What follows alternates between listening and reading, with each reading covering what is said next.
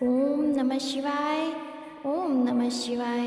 भक्तजनों, हर हर महादेव। श्री शिव महापुराण भाषा चतुर्थ कोटि रुद्र संहिता 27वां अध्याय।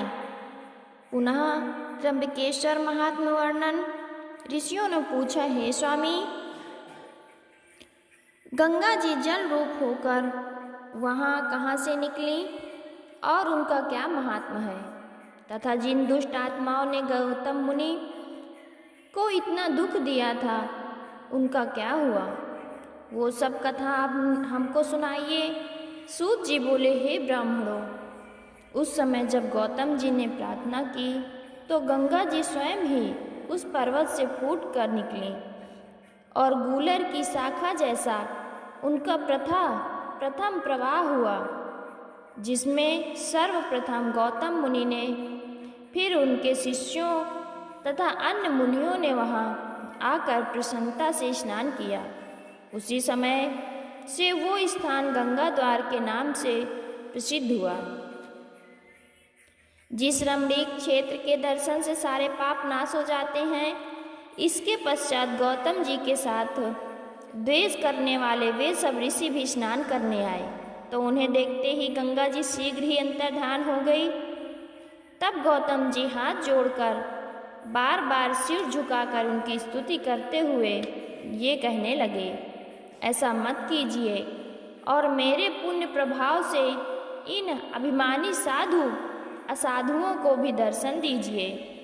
उस समय यह आकाशवाणी हुई कि ये ऋषि बड़े कृतघ्नी हैं, ये अपने स्वामी के साथ द्रोह करते हैं, ध्रुत और पाखंडी हैं, जिससे ये दर्शन के सर्वथा ही अयोग्य हैं।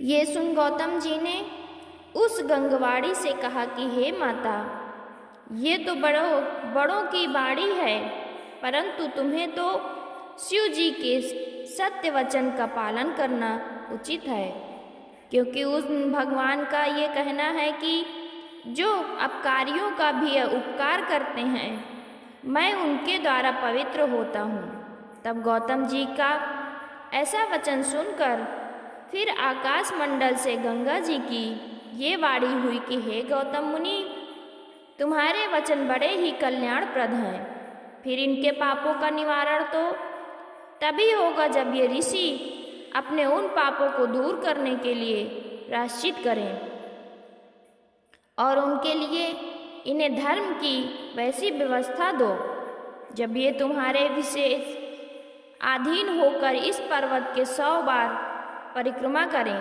तभी इन दुष्टों को मेरा दर्शन प्राप्त होगा। तब गंगा जी की ऐसी वाणी सुनकर उन ऋषियों ने गौतम जी से क्षमा मांगी और उनकी शरण ली। गौतम जी ने उन्हें धर्म की व्यवस्था दी। उनकी आज्ञा से उन सब ने वैसा ही किया। फिर गौतम मुनि के द्वारा गंगा द्वार के नीचे का वो भाग कुशावर्त नाम से प्रसिद्ध हुआ और गंगा जी वहाँ प्रकट हो गई। जो मनुष्य वहाँ स्नान करता है वह अपने सब पापों से मुक्त हो जाता है और मोक्ष पाता है। ये कथा इस प्रकार भी है कि क्रोधित हुए गौतम मुनि ने भी उन ऋषियों को श्राप दिया था, जिससे वे शिव पूजन से विरक्त हो गए थे। तब बहुत प्रयत्न से उन्होंने अपने आश्रम में जाकर अति पवित्र शिव जी की शक्ति की और पुनः कांजीपुरी में जाकर निराश हो वहाँ निवास किया।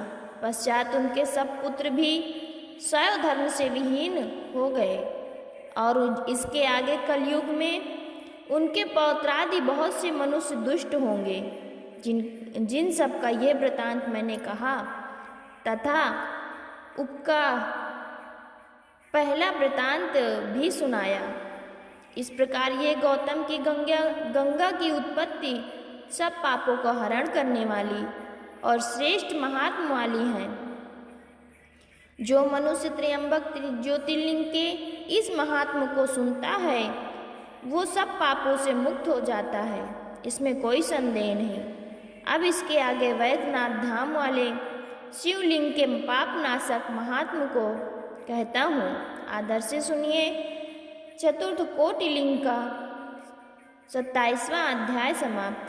28वां अध्याय की कथा हम आगे सुनेंगे। वैद्यनाथेश्वर द्वारा रावण का वर प्रदान।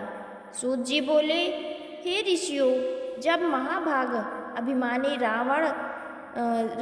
रावण ने कैलाश पर्वत पर जाकर शिव जी की आराधना की और जब पहले शिव जी ने प्रसन्न हुए तो उसने उनके लिए और तप करना आरंभ किया। तब श्रीमान पौलस्त्य रावण ने हिमालय के दक्षिण ब्रज खंडों में जा वहाँ की भूमि में एक गहरा गड्ढा खोदकर उसमें शिवलिंग स्थापित किया और उनके समीप में शिव जी को पधार कर वहाँ हवन करना आरंभ किया।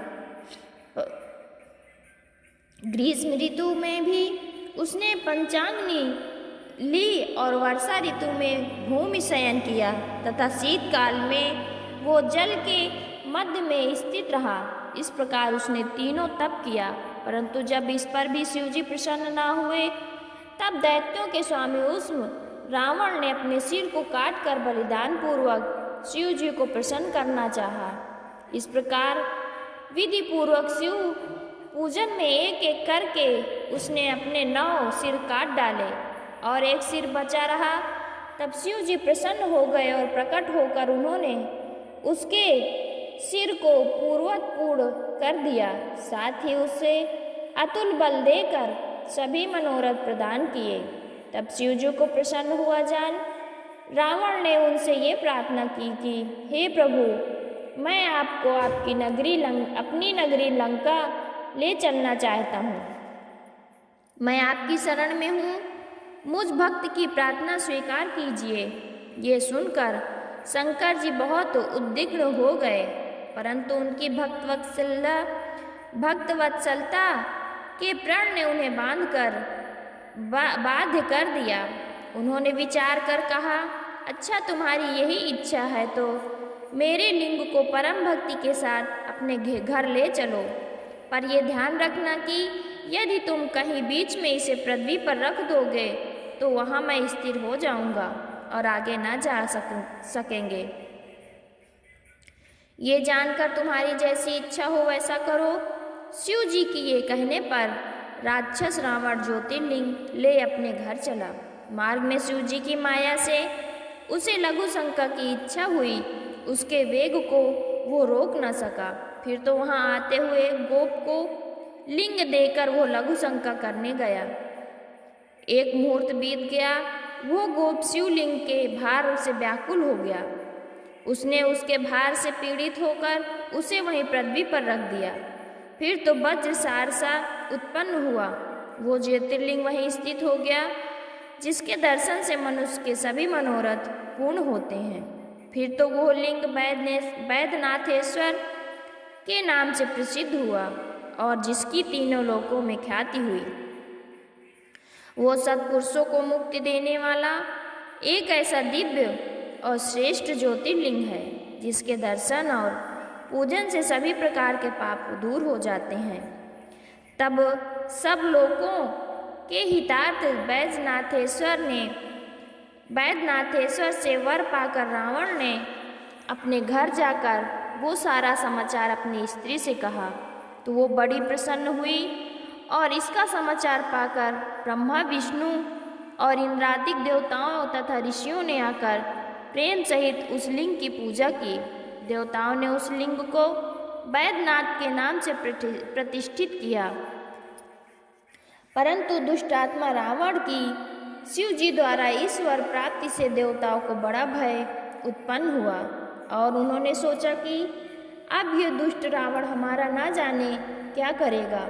उन्होंने नारद जी को बुलाकर वह समाचार पूछा और हार्दिक दुख कहा। नारद जी ने देवताओं को समझाकर कहा कि आप लोग दुख त्याग कर दें, मैं इसका कुछ उपाय करूँगा। तब देवताओं से ऐसा कहकर नारद जी रावण के पास गए, उसके तप की बड़ी प्रशंसा की, उसके तप का संपूर्ण वृत्तांत पूछा।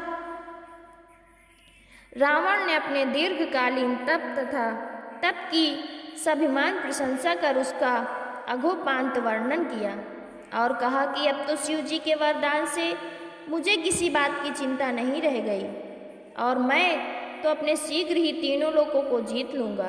तब रावण के ऐसे वचन सुनकर नारद जी आश्चर्य से चकित हो गए और मन ही मन हंसते हुए बोले कि हे रावण, अब तुम्हारे हित की एक बात कहता हूँ, उसी प्रकार तुम करना, अन्य प्रकार नहीं।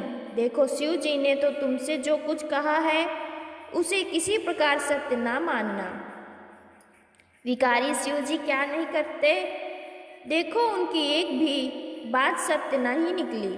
फिर तुमने ये कैसे जान लिया कि मेरे प्रिय हैं? इस कारण अब तुम फिर से उनके पास जाओ, उनका हित कर फिर अपना कार्य सिद्ध करो। तुम वहाँ जाकर उनके कैलाश पर्वत को ही उखाड़ने का प्रयत्न करो।